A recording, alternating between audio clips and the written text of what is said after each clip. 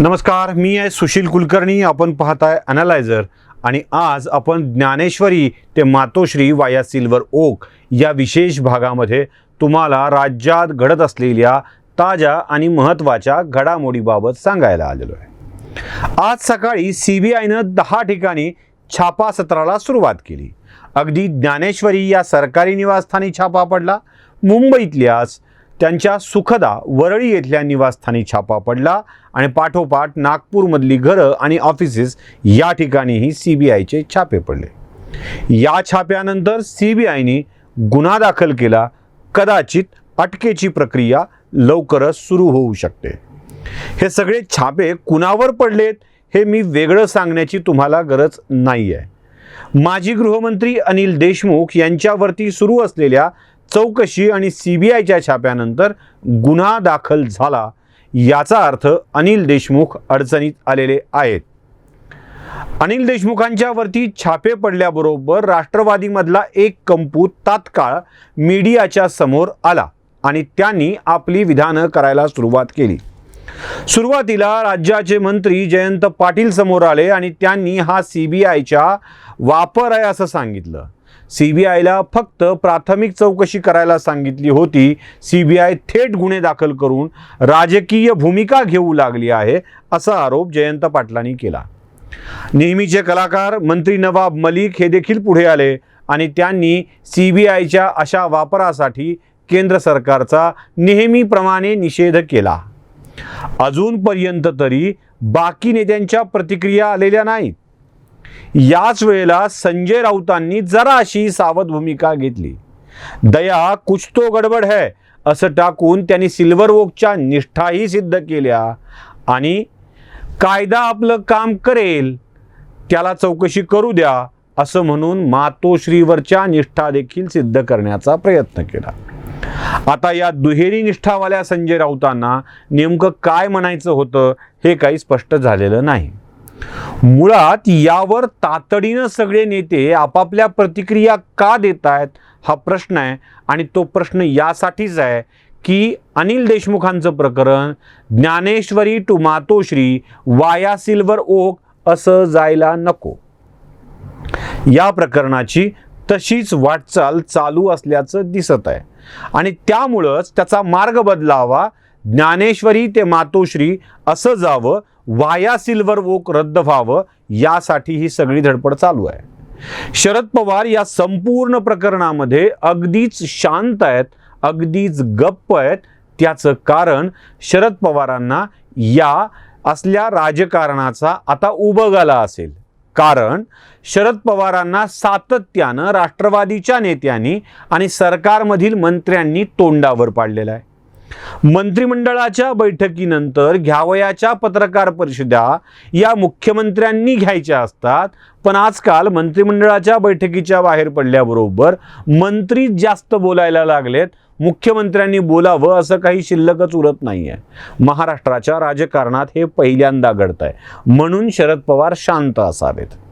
आता हे सगळं प्रकरण, अनिल देशमुखांचं प्रकरण जेव्हा टिपेला जाऊ लागलंय तेव्हा CBIला आरोपीच्या पिंजऱ्यामध्ये उभं करणं चालू आहे. चला मी तुम्हाला थेट CBIला हायकोर्टाने दिलेले आदेश थेट दाखवतोय. तुम्ही स्क्रीनवर बघताय आणि त्यातली एक महत्त्वाची ओळ मी तुम्हाला वाचून दाखवतोय. कदाचित इथे वाचताना इंग्रजीतल्या थोड्याशा शब्दांची गडबड होऊ शकते. त्यात एक ओळ आहे, CBI shall be the liberty to decide on future course of action also in accordance with law should the director CBI see no reason to proceed further. CBI should know Dr. Patil shall be duly informed of the same. आता बघा काय म्हणते, यात preliminary चौकशी करण्याचे आदेश आहेतच. Such preliminary inquiry shall be conducted in accordance with law and concluded as early as possible, but preferably within 15 days from receipt of the copy of this order. यासोबतच त्या अधिकाऱ्यांना, CBIच्या डायरेक्टरना उच्च न्यायालयानं अशी लिबर्टी दिली आहे, स्वातंत्र्य दिलं आहे, मुभा दिली आहे की यात काही आढळलं तर कायद्यान्वये तुम्ही कृती करू शकता. क्लिअर आहे? एक मुद्दा क्लिअर झाला की सीबीआयला फक्त प्राथमिक चौकशीचे आदेश न्यायालयानं दिलेले नव्हते, तर सीबीआयला याच्यामध्ये चौकशी करून या प्रकरणातलं काही आढळल्यावर पुढची कारवाई करण्याचे आदेश देखील उच्च न्यायालयानं दिलेले होते. उच्च न्यायालयानं म्हणजे मुंबई उच्च न्यायालयानं. पुढे या आदेशाच्या विरोधामध्ये स्वतः अनिल देशमुख हे सुप्रीम कोर्टामध्ये म्हणजे दिल्लीच्या सर्वोच्च न्यायालयात गेले होते आणि सर्वोच्च न्यायालयात देशमुखांची याचिका फेटाळून लावली होती. आता ही याचिका फेटाळून लावली म्हणजे या चौकशीला सर्वोच्च न्यायालयाची संमती देखील होती आणि दोन न्यायालयाच्या संमतीनं आदेशाने ही चौकशी सीबीआयने केलेली आहे. 10 ठिकाणी छापे मारलेत, 10 ठिकाणी चौकशा केल्यात आणि त्यानंतर अनिल देशमुख यांच्यावरती गुन्हे दाखल केलेले आहेत. आता गुन्हा दाखल झाल्यानंतर FIR नोंदवल्या गेल्यानंतर जी प्रक्रिया होते ती होणं स्वाभाविक आहे. आता यात अनिल देशमुखांना व्यक्तिगत जामीन मिळतो की मिळत नाही हे देखील पाहणं आवश्यक आहे. देशमुखांना अटकपूर्व जामीन मिळाला किंवा अटकेपासून संरक्षण मिळालं तर देशमुख वाचू शकतील, अन्यथा देशमुखांना सीबीआयच्या कोठडीत जावं लागेल. देशमुख सीबीआयच्या कोठडीत जाण्याचा अर्थ असा आहे की राज्याचा गृहमंत्री खंडणीच्या आदेशावरून खंडणीच्या आरोपावरून सीबीआयच्या कोठडीत जातोय. ही महाराष्ट्र राज्यातील पहिली घटना असेल की राज्याच्या माजी गृहमंत्र्याला खंडणीच्या गुन्ह्यावरून अटक झालेली आहे. आता पुन्हा त्या मुद्द्यावर मी येतोय जिथून आपण सुरुवात केली होती. ज्ञानेश्वरी रचिला पाया. आता कळस आणि या कळसावरचा ध्वज कोण आहे हे देखील बघितलं पाहिजे. हा कळस मातोश्रीपर्यंत जाऊन पोहोचतोय का? अनिल अनिल असं करत करत म्हणजे अनिल अनिल अनिल गण निघाले सारखं वाऱ्याच्या वेगाने हा सगळा 100 कोटीचा खंडणीचा प्रवाह वेग हा मातोश्रीपर्यंत गेलेला आहे का? आणि याबाबत किती सत्य आहे, यात मुख्यमंत्री इन्क्लूड आहेत का, हे देखील आता बोललं जातं आहे. कदाचित तपासलं जाईल. म्हणूनच धोक्याची घंटा अधिक वाजते आहे. म्हणूनच अधिक चिंता वाढते आहे महाविकास आघाडीची. या सगळ्यामध्ये सिल्वर ओकचा म्हणजे शरद पवार साहेबांचा किती सहभाग आहे हे देखील तपासलं गेलं पाहिजे. मागच्या काही दिवसापासून शरद पवार शांत आहेत, कदाचित दवाखान्याच्या कारणामुळे असेल, पण अन्य शिलेदार मात्र मोठ्या प्रमाणावर यावर भाष्य करताना दिसत आहेत. अनिल देशमुखांच्या प्रकरणामध्ये सीबीआयची चौकशी, त्यानंतर गुन्हा दाखल होणं आणि अटकेची शक्यता या सगळ्या प्रकारामुळं अनेकांचे धाबे दणाणले आहेत. कारण अनिल देशमुख हे स्वतःसाठीच काम करत होते की इतरांच्यासाठी करत होते हे देखील स्पष्ट होणं आवश्यक आहे.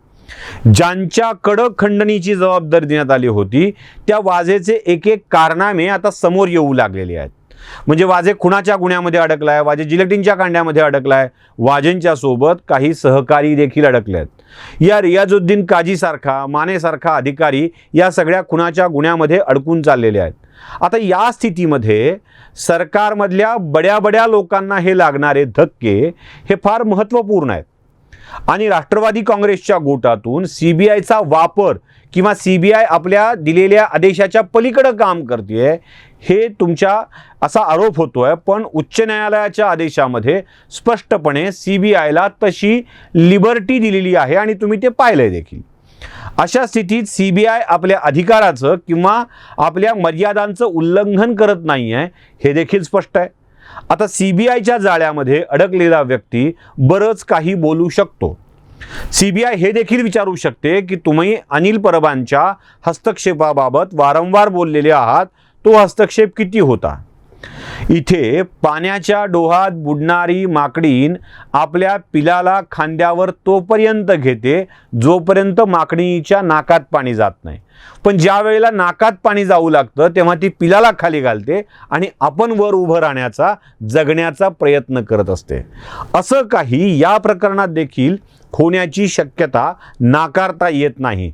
म्हणूनच महाविकास आघाडीसाठी आता धोक्याची दुसरी घंटा वाजलेली आहे. आता तिसरी घंटा ही कुणाच्या अटकेवर असणार आहे का आणि त्यानंतर काय होईल हे आपल्याला बघावं लागेल. अर्थात यासाठी आणखी काही काळ जाण्याची शक्यता आहेच. प्रकरण थंड बस्त्यात गेलं असं वाटत असतानाच आज CBIनं केलेली कारवाई या प्रकरणाला नवा रंग देणारी आहे. बघत राहू, बघितलेलं समजलेलं तुम्हालाही सांगत राहू. नमस्कार.